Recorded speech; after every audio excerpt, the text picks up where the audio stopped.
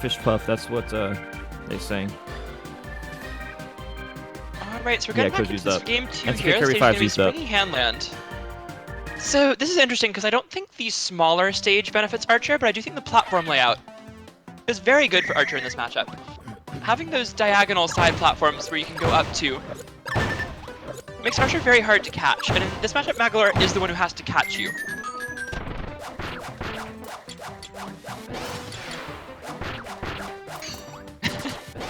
Right away getting those downwards arrows. And something interesting you'll see here, something very important for Archer, is your dash state. So when you dash jump in this game, you're in a different state than if you just regular jump. And you keep that dash state if you get hit or if you air dodge. You do not keep it if you double jump. If you double jump, you lose your dash state. Super important for Archer because his jump dash attack is really good, and if he loses his dash state, he doesn't really have any good aerials to use. That might combo to the apple, it will. Ninja getting a lot of the damage back and almost tying this game up. The charge 8B though. Ooh, Pizza Time some good defense to get out of that situation.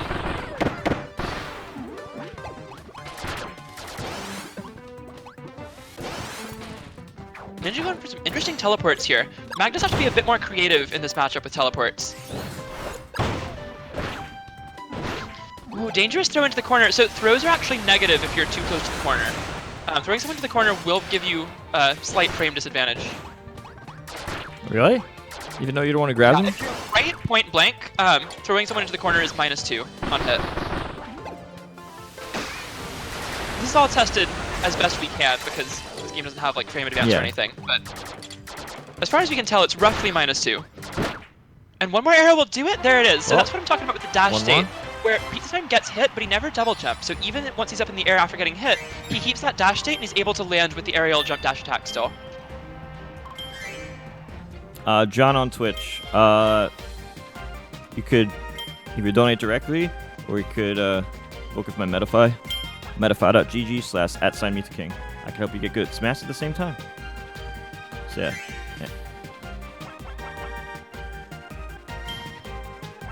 It's a very good way to support directly.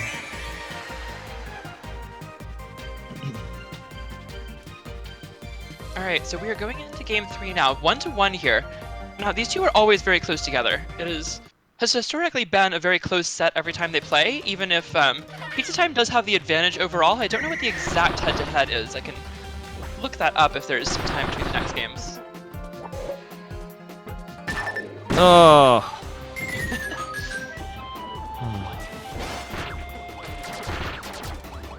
Alright, so we're back on Gardens here. It's 1-1. And this stage is not bad for Archer, but it can be tricky to play well with Archer on this stage. Because Archer has the ability to maneuver around these platforms and shoot that jump dash attack at angles that will hit certain spots, but it's very difficult to get them correct all the time, and you might find yourself just kind of shooting arrows down into the platform sometimes by accident.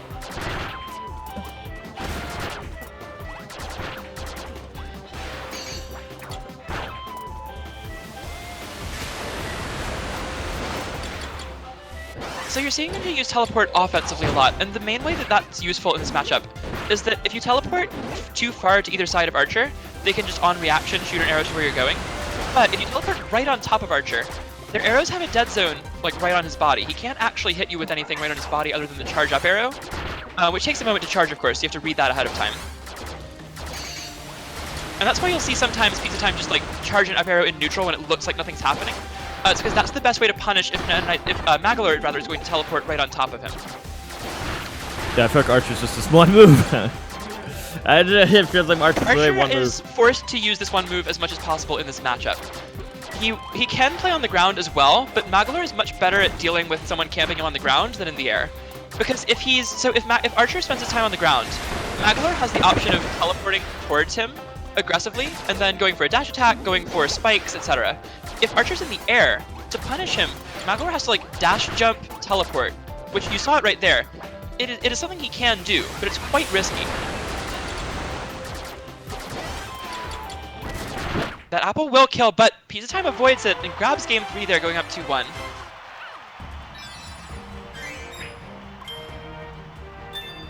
So the big thing about this matchup is the most important part of it for Archer is your movement. If you are able to move well and consistently and get around all of these all of the dash attacks from Magolor, he has a really hard time going and catching you and finding you. If your movement is the slightest bit off, if you miss a dash jump, if you regular jump once by accident or lose your dash state somehow, or if you get clipped by a dash attack when you're on the ground or something, you might just take like 100 health because you don't have a landing option against dash attack. So you just kind of have to air dodge around and hope for the best and see if you can find an opportunity to either charge an up arrow, because that's your only real landing option, or just perfectly time an air dodge to get out of some Magolor's pressure. So we will see what the counter pick is here from game 4 for Ninja. And it's over to Rivals. I like this pick a lot from Ninja. I mentioned this earlier when Pizza was playing Zet on stream. I don't think Archer is the best on flat stages. And Don't do it. He gets out of That bomb did 50 billion damage. Out of having those platforms to retreat to and to shoot from. On this stage, he's very reliant on like reading exactly when Magolor is going to go in. And right away we're seeing Ninja off to a better start, although Pizza able to escape that pressure there for a moment. Ooh, going aggressive. He could have also gone for a spike out of that. But he goes more aggressively for the charge up arrow combo. Doesn't quite work out. Good grab from Pizza. That's the kind of range where you can get mix-ups out of the corner, out of throws. They do have frame advantage if you're a bit farther away like that, but it is also still a bit dangerous against Magolor, who has such a solid option in a scramble like that with the spikes.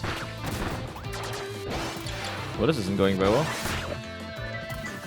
Ooh, goes for a tick throw setup in case Ninja shielded that. I like that a lot from Pizza, actually, because if you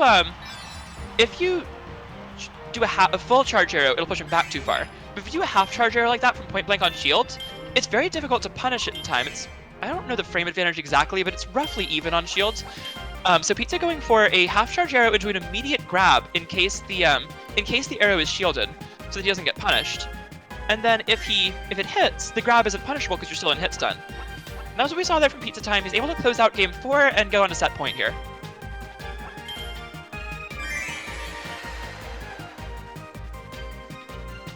So is it 3-1? It is 3-1, yes. All right.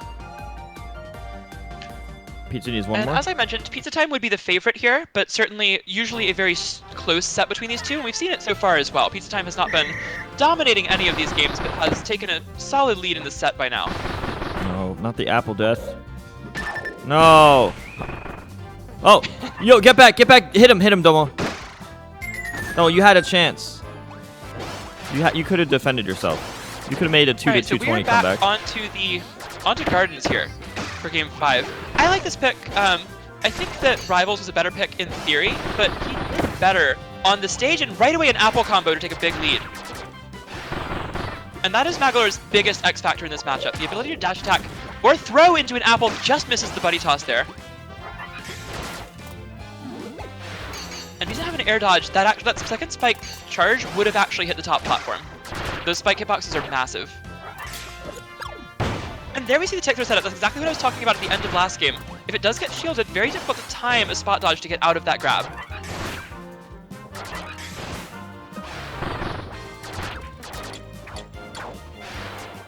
Good spacing by Pizza Time, getting the dash attack to roll off the platform. These black holes have not hit. Yeah, the black holes are mostly just to prevent the other character from going there in the future, not so much to actually pressure them and like hit them with it. Yeah, that's what I was thinking.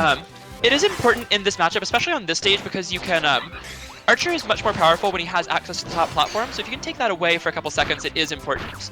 But you gotta make sure it's not at a time where you're gonna get punished for it. Ultra Sword going the wrong way. I'm guessing that was supposed to be either a black hole or a spike. Good slide there. That would have hit him if he was standing, that apple explosion. Last hit situation here. One more dash attack combo from Magolor might take this, but a full jump dash attack will also take it for Archer. Oh. And there it is, gets all 4 arrows of that, and that will be the set. Pizza Time takes it 4-1. Lost first game, last hit. Won 4 close games.